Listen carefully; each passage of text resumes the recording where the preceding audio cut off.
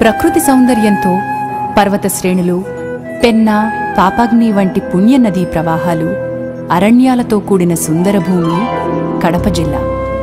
శంకరాచార్య పీఠం పుష్పగిరి, పోతన భాగవతాన్ని అంకితం అందుకున్న కోదండరామస్వామి, 2వ శతాబ్దానికి చెందిన బౌద్ధ క్షేత్రాలు, కాలం తాకిడికి చెక్కు చెదరని సౌమ్యనాథాలయం, ఇప్పటికీ ప్రజాదరణ పొందుతున్న గండి ఆంజనేయ స్వామి, సంగమేశ్వరాలయాలతో అద్భుత శిల్ప సంపదతో అలరారే దివ్యభూమి ఈ కడప.